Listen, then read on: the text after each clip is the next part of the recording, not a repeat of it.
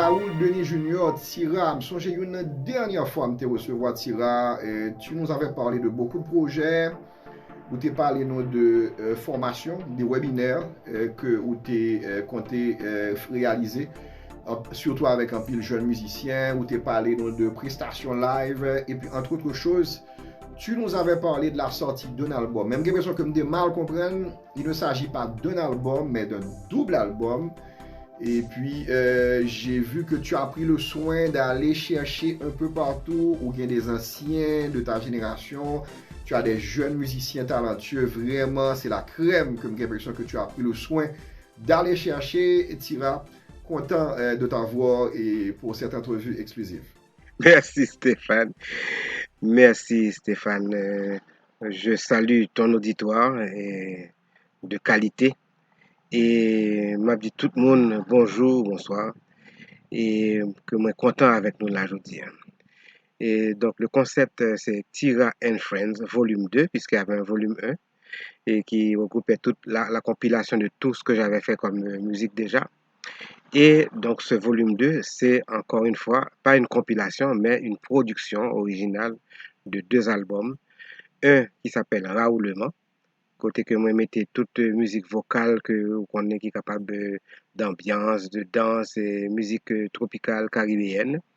Et l'autre album, Poussière de lune, c'est un album beaucoup plus inspirant, inspiré, méditatif et instrumental, musique instrumentale seulement.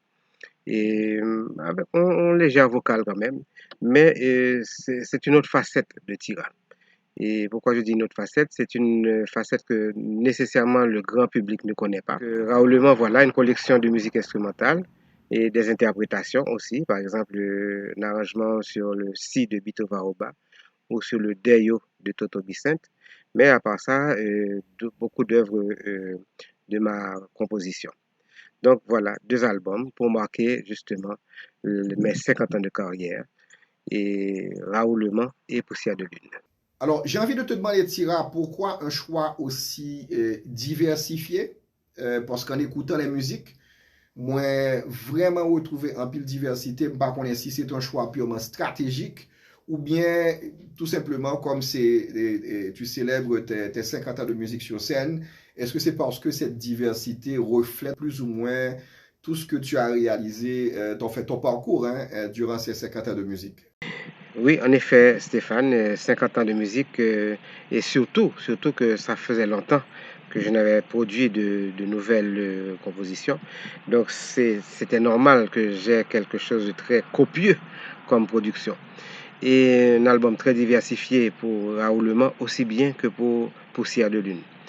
Dans Raoulement, on trouve donc des morceaux qui varient du compas bouger rapide comme correctement. Donc justement Raoulement qui est une suite de correctement. On continue avec Sorry Darling, qui est un compas love à la manière de Zouk Love et qui est chanté superbement par Choumi. Raoulement, lui, si je veux le retourner sur Raoulement, c'est une présentation. Et si je veux faire une présentation de Raoulement, je dirais que c'est un morceau où je me suis vraiment amusé avec des amis de longue date. Je vais parler des musiciens aussi que j'apprécie beaucoup. Je vais parler de Leslie Dauphin, par exemple, un ami de l'époque de DB Express, mais aussi des nouveaux artistes, des artistes assez récents, comme Nickenson Prudhomme, Nicky, mon ami Nicky, qui est de Harmonique, qui a participé à la production de cette musique. Et encore Jude Delouche, qui fait partie de Vibe, que j'ai découvert grâce à mon ami JP Argan, et qui est vraiment un chanteur extraordinaire, et puis il joue guitare bientôt, comme dit ça. Ensuite, il y a Shaba, qui mettait Épice Pali, et vraiment un bagage extraordinaire dans la musique ça, et puis les chœurs de Choumi et de Farah, de Cynthia, vraiment, j'ai été gâté. Et Niki font solo, moi font solo tout, donc on s'est vraiment amusé dans ce morceau Raoulement. Donc pour continuer avec Sorry Darling, qui est un morceau plutôt du genre compas love, Zouk Love, c'est maintenant un duo d'amour que je pense avoir présenté depuis quelque temps déjà à Métropole, mais il n'était pas sorti. Donc c'est un duo entre Gilbert Bailly et Choumi. La voix de Gilbert Bailly, qui est aussi un chanteur dont on se souvient, qui était l'un des band leaders de Saccage, et qui a pour moi une voix qui allait parfaitement, qui convenait parfaitement pour Sorry Darling. Donc Sorry Darling, So Sorry, un morceau chanté par Gilbert Bailly et Choumi, la voix, la découverte de cet album. Mais dis-moi, Tira, est-ce qu'il y a un secret pour rester toujours aussi actif et après 50 ans? Puisque ou c'est un musicien de ta génération, je dis en 2022, tu es toujours aussi actif. La preuve, tu travailles avec beaucoup de jeunes musiciens et ou a fait formation. Et est-ce qu'il y a quand même un secret pour rester toujours actif? Tu n'es pas obsolète ou toujours présent. Rester toujours aussi actif, et ce n'est pas forcément le cas pour tous les musiciens de ta génération. Est-ce qu'on a un secret pour ça, Tira? Alors, comment faire pour garder cette jeunesse? Bon, tu sais, d'abord, faut que je te dise que, comme on dit en anglais, age is a number. Et c'est un état d'esprit, un état d'âme. Pour moi, je n'ai pas l'âge. Mon âge biologique ne reflète pas mon âge, si tu veux, mon âge de personnalité, de caractère. Je suis quelqu'un de joyeux, d'enjoué, qui aime faire de l'humour et qui m'intéresse surtout à la jeunesse. C'est ça le plus important. Et qui ne considère pas mon âge biologique, justement, physique, comme une contrainte ni un obstacle. Je m'avance allègrement vers ce troisième âge et en considérant qu'il faut, de toute façon, il faudra laisser la place aux autres. Et d'abord, faire cette production, ça demandait pour moi un état d'esprit, comme tu dis, jeune, et se tourner vers ce que l'on fait ces jours-ci, qui n'est pas forcément mauvais. Et il y a du bon, il faut savoir entrer dans l'esprit du temps, dans l'air du temps, et tout en proposant aussi de garder mon originalité. C'était pas facile. Alors, particulièrement pour l'album Raoul qui est un album justement qui devra s'adresser à différents publics. Gen compas, j'aime dire, gen compas love, gen cha-cha, et latin music, quoi. Et musique d'ambiance, et puis particulièrement une que moi j'aime en pile, et qui était une audace. Et si tu veux de le faire, mais moi faire, c'est Tropic Arabica, un mélange de compas et de musique orientale. D'ailleurs, ouais, ce petit clip là, moi, le compas Sahara, c'est pas pour rien. C'est parce que justement, j'ai trouvé le le lien entre la musique justement Middle East et le compas. Donc ça m'a intéressé, interpellé d'expérimenter dans ce sens et moi fait. Donc c'est pour revenir à ta question. Tu sais, les jeunes, ils ont quelque chose à dire, ils doivent s'exprimer. Et s'intéresser aux jeunes, ça nous permet, nous, les plus âgés, de aussi garder une certaine jeunesse et les intégrer dans nos projets euh, artistiques et musicaux. Ça dénote aussi qu'on veut bien et les aider avec notre expérience et à traverser et à grandir, à croître. Donc, c'est ce que j'ai fait. Et je dois te dire que de mon côté, j'ai beaucoup appris des jeunes aussi. Et parce qu'ils ont leur façon de faire, ils ont leur fougue, leur dynamique, leur façon de voir qui n'est pas celle que nous connaissions il y a 20 ans, il y a 30 ans, il y a 40 ans. Donc, avoir cet esprit, c'est ce qui nous garde vivants, c'est ce qui nous garde jeunes aussi. Le contexte est difficile, oui, comme tu dis, mais qui a connu un contexte facile dans notre pays? Je ne crois pas que nous, les artistes, nous n'ayons jamais connu un contexte facile vraiment. Et toutes les époques ont été difficiles pour les musiciens d'une façon ou d'une autre. Mais particulièrement ces jours-ci, c'est plus difficile. Et comme tu vois, nous sommes obligés, nous-mêmes obligés de faire interview ça en diaspora, en Amérique du Nord, dans le froid, c'est pas ça m'ta souhaité, m'ta préféré des têtes moi là, c'est cocoyer avec sable mais qui gagne, ben bon, c'est pas le cas. Et nous souffrons tous d'une certaine façon. C'est pas parce que nous sommes un pays étranger que pour nous comprendre que nous pouvons bien passer et nous-mêmes et qu'à souffrir en Haïti. Nous avons la même souffrance, nous avons la même compassion. Et comme dit la chanson, c'est au miel, si tu viens d'Haïti, tu sens toujours, tu lis la nouvelle dans le journal et tu sens toujours ton cœur qui gronde. C'est pas pour rien que moi reprendre musique ça dans l'album ça, Raoul. Ok, alors Tira, ma retourner avec ou son question que moi t'ai abordé avec ou déjà, enfin nous parler en pile de ça, et en aparté ou bien dans des entrevues.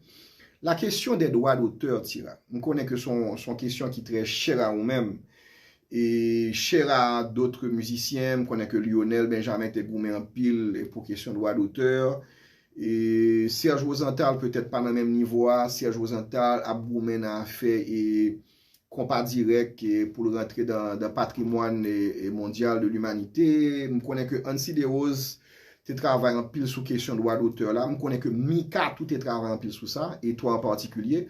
Et l'actuelle ministre de la Culture et de la Communication, Emily Prophète, a été à un certain moment directrice de BHD, Bureau haïtien droit d'auteur. Par contre, aujourd'hui, là, avec ses nouvelles responsabilité puisqu'elle a un autre portefeuille, et portefeuille ministère de la Justice.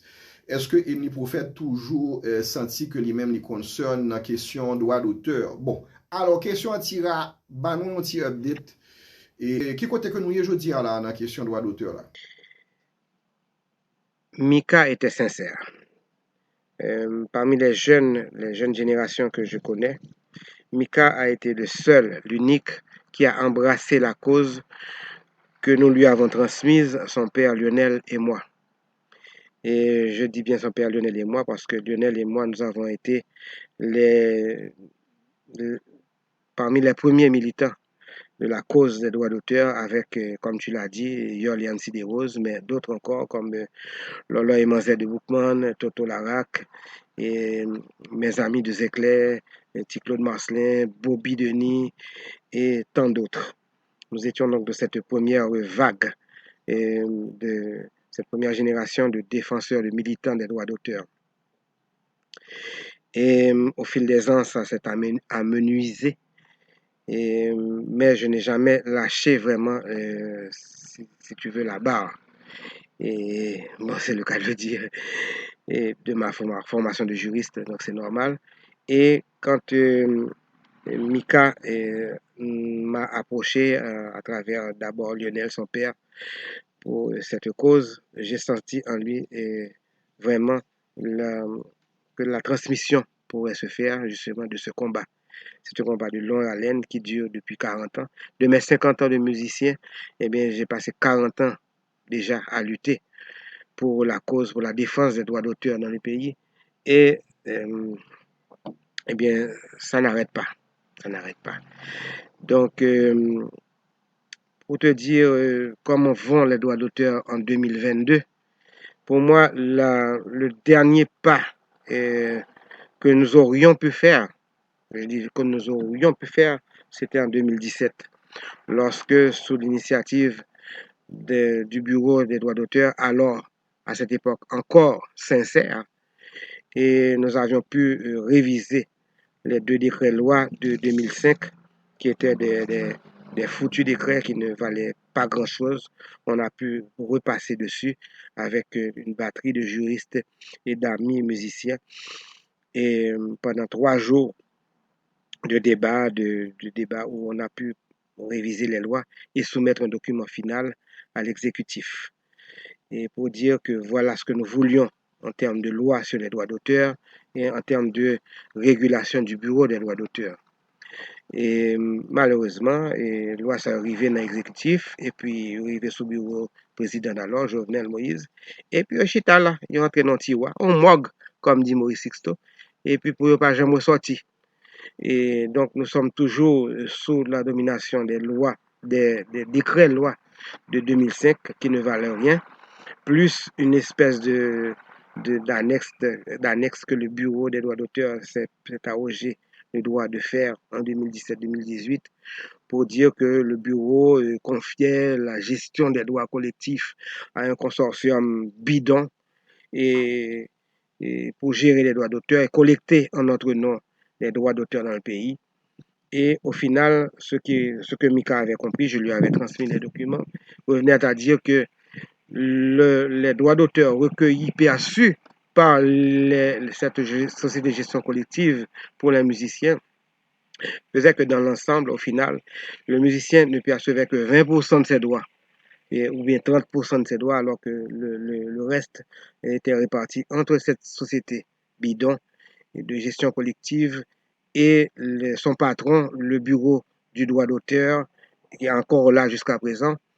Et donc, c'était vraiment carrément de l'arnaque, du saignement à blanc du musicien, aller collecter des droits en notre faveur et puis ensuite le répartir d'une façon si abusive et excessive, eh bien, c'était voué à l'échec. Et justement, heureusement que je ne sais pas s'ils continuent à percevoir de la télévision nationale, de la radio nationale et de toutes les instances où ils peuvent percevoir les droits d'auteur, mais où est cet argent, s'il existe?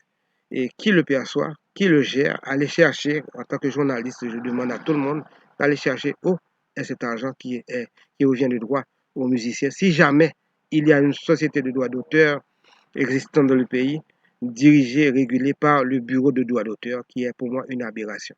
Moi, le colo qu'on y attira, hein? Et question un peu difficile parce que tu peux ne pas vouloir faire des jaloux. Je vais te demander de me donner un nom d'un keyboardiste, jeune ou moins jeune, keyboardiste peut-être que au travail avec lui que tu as pratiqué, ou bien peut-être un keyboardiste dans tout keyboardiste très talentueux que nous est là, mais que ou même que tu observes de loin et que ou pour lequel tu as quand même une certaine préférence. D'abord, laisse-moi rendre hommage aux claviéristes keyboardistes de mon époque et même de ceux qui viennent avant. D'abord, en saluant ma mère, Micheline Denis, notre pianiste national et international, concertiste, et de qui j'ai reçu une certaine formation parce que je ne suis pas arrivé dans la cheville, ça le connaît en tant que pianiste. Et maintenant, pour aller dans ceux de ma génération, je veux saluer bien bas des pianistes comme Mouchi Widmayer, comme Reginald Policar, comme Eddie Prophète. Nous ne sommes pas capables de pas saluer et keyboardistes, pianistes, ça, qui ont apporté beaucoup à la musique haïtienne.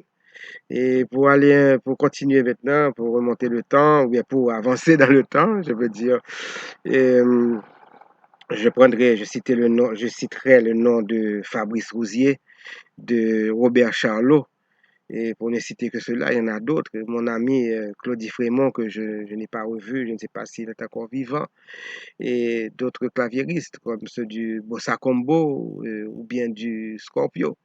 Continuons dans notre avancée, puisque c'est 50 ans de carrière, on ne peut pas prendre pigeon seulement. Tu comprends, Stéphane? Pour aller encore plus bas, pour aller encore plus loin dans le temps, enfin, pour aller plus près dans le temps, je peux dire, on peut parler de Ansito Mercier, qui a de son côté apporté une pierre monumentale à la façon de jouer et dans le compas.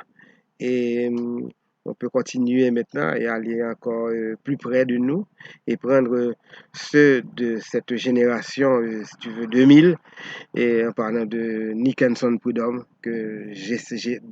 pour qui j'ai une haute estime, Nicky Prudhomme, d'une intelligence musicale hors pair, qui a lui-même participé à l'élaboration, à la production de Raoul et je veux parler aussi de Welmire Jean-Pierre, un pianiste et un artiste, je veux dire, du clavier, hors pair extraordinaire, pour qui j'ai une estime, une admiration en tant que pianiste. D'ailleurs, il a participé à au moins 3 morceaux dans mes 2 albums. J'ai fait appel à ses talents et vraiment divins. Je peux citer aussi Caleb Texier, qui lui-même est en train de suivre une formation à Berklee School of Music et qui promet beaucoup. Je peux parler de Caleb François, que j'ai côtoyé pendant un certain temps dans le projet Starmania. Je peux parler de Nathanael Nathan Siméus. Donc, c'est autant de claviéristes. Je peux parler de Jean-Max Valcourt, que je regarde de loin, évoluant au sein de la musique haïtienne, et particulièrement du compas. Donc, c'est autant de claviéristes, keyboardistes euh, que j'admire, de toutes générations confondues, et sans oublier, puisqu'il y a aussi des, des, des pianistes au féminin. Et pour moi, la plus grande actuellement, c'est une haïtienne japonaise, en parlant de Yayoi Ikawa, qui est la pianiste et claviériste de Emeline Michel. Mesdames, ça, on compare en bas, patli, regardez, non, pas approcher. Ok, voilà, si je peux dire que j'ai répondu à ta question. Et je suis désolé si j'en ai oublié quelques-uns, mais vous êtes tous sur mon cœur. Pour moi, je suis qu'un tout petit pianiste devant vous. Ok, alors dans la même lancée tira et bah nous deux noms de chanteuses. Hein. Nous besoin de deux noms de chanteuses que ou même en fait sous scène là et que ou même en tant qu'aîné et deux chanteuses que vous trouvez particulièrement et qui ont des talents intéressants et pour lesquels tu as également une certaine préférence. Choumi. Bien sûr, so Choumi participé dans toute musique ça dans l'album moi, Raoul Le Mans. C'est parce que moi été estimé que c'est une découverte pour moi.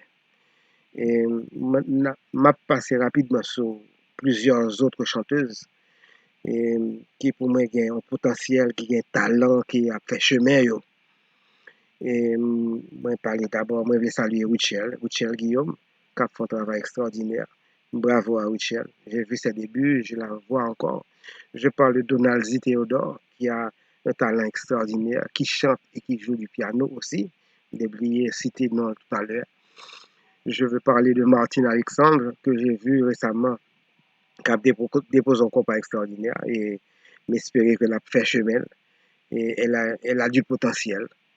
Je parle aussi de Martine Marseille qui attend toujours son tour. Elle a fait un travail extraordinaire sur le travail de Shedley Abraham. Et donc, je pense que Martine doit continuer. Je sais qu'elle a travaillé, je le dis dans les coulisses, avec Dédé Saint-Prix. Et ce qu'elle a fait avec Dédé est vraiment absolument extraordinaire. Donc, Martine Marseille, continue, s'il te plaît. Et puis, je reviens donc à Choumi. Et la Choumi de Tira, la Choumi de Raoul Le Mans, que j'ai découvert en 2017-2018 et qui d'emblée a fait partie de mon album pour le potentiel artistique et le talent incroyable qu'elle a. Et Choumi a chanté Sorry Darling, Choumi a chanté Sirop Miel, Choumi a chanté Tézin, la chanson de Théramène, et elle a fait tous les backgrounds vocaux pour moi dans toutes mes musiques. Et donc, Choumi, oui, c'est une voix à découvrir, c'est une voix qu'il faut encourager, qui est maintenant aux États-Unis et qui fait partie de la formation Zinglin, qui a chanté avec Zekle en 2019 et encore récemment en 2022 dans la tournée Zekle Miami, Miami et New York. Donc, oui, et voilà donc pour les chanteuses actuelles qui ont beaucoup de talent. Je ne tairai pas mes premières chanteuses de Chaque fois mensonger qui sont Misty Jean et Sandra Jean. Oui, il faut leur rendre hommage, saluer leur talent. Misty continue encore, Sandra a arrêté un peu, je crois. Et merci d'avoir participé à la production de mes albums. Très bien. Alors, on va revenir un peu sur l'album Tira, et puisque là maintenant, et tu as eu toute une série d'activités durant l'année 2022, et là tu concrétises une promesse avec la sortie de ce double album. Donc, what next? À quoi devrait-on s'attendre dans les prochains jours? Bon, puisque l'année 2022 a fini. Prochains jours, prochains mois, début 2022, et à quoi devrait-on s'attendre exactement? Pour continuer avec la présentation des albums, donc comme je t'ai dit, c'est 2 albums distincts, Raoulema, qui a des titres assez alléchants comme Raoulema, qui est une suite de Correctement. Je voulais d'abord appeler cette chanson Correctement numéro 2, puisque c'est dans l'esprit de Correctement, mais j'ai une amie dans la personne de Nancy, la femme de Patrick Deschamps, qui m'a dit mais non, on va carrer les musiques là correctement numéro 2, mon cher, qui bagaille ça, c'est Raoulema pour elle. Donc Raoulema a pris naissance comme ça dans le studio de Patrick Deschamps, mon ingénieur du son, qui est aussi d'une patience émérite et qui a vraiment travaillé dur, assidûment pendant 4 ans avec moi sur ses albums. Donc Raoulema c'est une. Sorry Darling, Gilbert Choumi, c'est un duo extraordinaire. Compa Love. Manzessa, c'est un Afrobeats rabodaï dans lequel vous allez retrouver,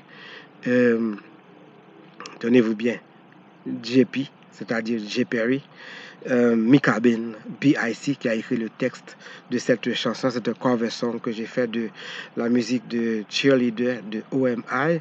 Donc j'ai trouvé cette chanson extraordinaire. Donc moi j'ai fait un cover haïtien et me représentant bien qu'une cheerleader haïtienne, ça serait Manzessa. Et B.I.C. a bien compris ça. Son texte extraordinaire. Mais c'est vraiment qu'on a une vidéo pour musique ça. Donc Mika Ben déposé la donne fabuleusement bien. Et chapeau Mika. Et you represent J. Perry, extraordinaire la donne tout. Et B.I.C. vraiment merveilleux. Et nous avons été rejoints à la fin par Evans Jean, oui, Evans Jean lui-même, qui faisait partie du Papache original et qui est maintenant le présentateur de son émission Top Groove et qui fait un travail extraordinaire que je salue au passage. Et Top Groove, Evans Jean, qui m'a rejoint dans ce projet en ajoutant une strophe dans cette musique Manzessa. Ensuite, il y a Siro Miel, chanté extraordinairement bien par Choumi. Il y a d'autres titres comme Lydia, en hommage à ma femme, qui est une salsa, musique latino.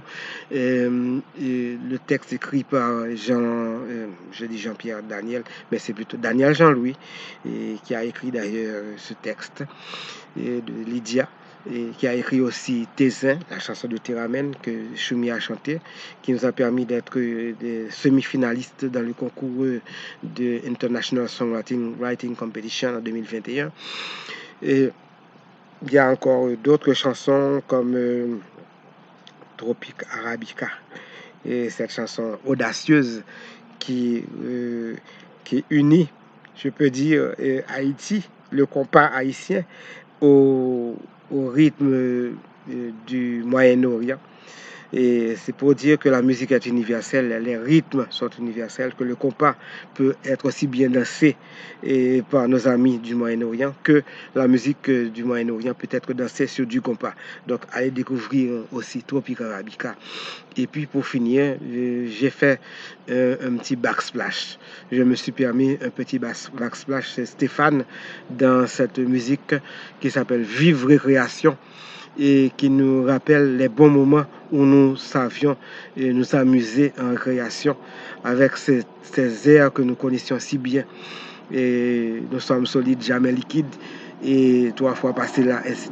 Donc je l'ai mis, pourquoi pas. C'est juste un bonus track pour nous remémorer ces souvenirs d'enfance que nous avions lorsque nous étions à l'école, et que l'école haïtienne était encore cette école confraternelle et magnifique que nous connaissions. Donc ça c'est pour présenter Raoulema. Je ne vais pas présenter avec autant de détails Poussière de Lune. Je vous inviterai à découvrir cette autre facette de Tira, l'album Poussière de Lune, Moondust. Pourquoi Poussière de Lune? Parce que pour moi c'est un rêve, c'est de l'imagination. Et il y a des morceaux que vous allez découvrir extraordinaires dans Poussière de Lune.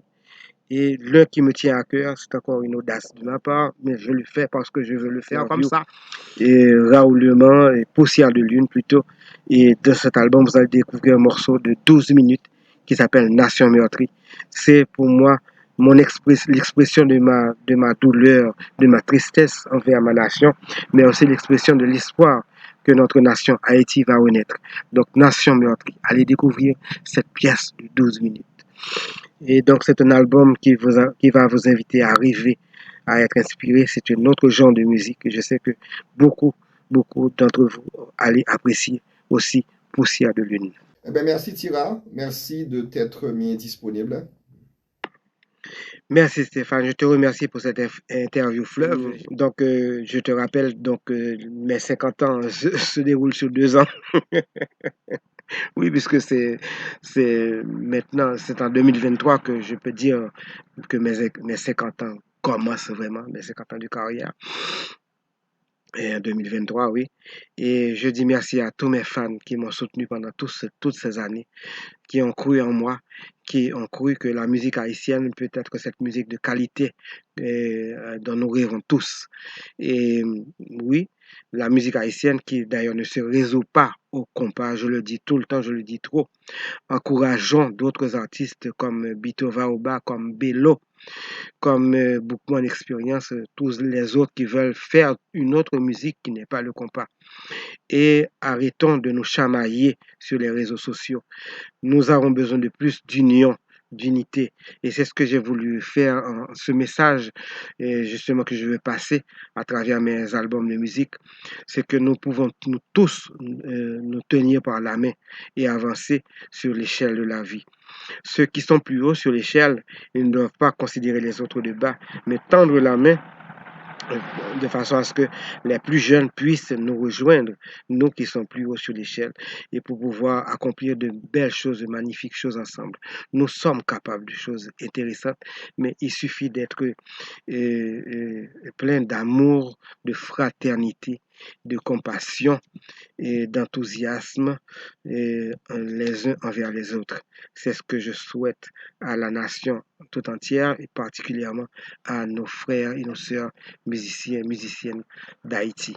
Merci pour cette interview, Stéphane. Merci à vous tous. Encouragez-moi, encouragez tous les artistes. Nous avons besoin de vous. Cliquez sur les musiques, jouez-les, faites des playlists, faites tout ce que vous voulez en termes de streaming. C'est comme ça que la musique se vend ces jours-ci. C'est pas seulement download, mais c'est en la jouant. De plus vous jouez la musique, plus vous l'intégrez dans vos playlists, plus vous faites passer la musique partout, et bien plus nous serons heureux et nous allons pouvoir collecter un peu de ces, je peux dire, de ces revenus mondiaux qui font partie de cette grande assiette de royalties internationaux. Mais en attendant, suivez-nous sur les réseaux et participez également à cette grande réunion qui se fera bientôt autour de Musique c'est la vie, qui est ma fondation. Merci à tous. Suivez nos annonces, suivez tout ce que nous faisons. Et je veux vous intégrer, je veux que vous fassiez partie justement de Musique c'est la vie, car c'est ça, en effet, musique, c'est la vie. Merci infiniment, Tira, et à la prochaine.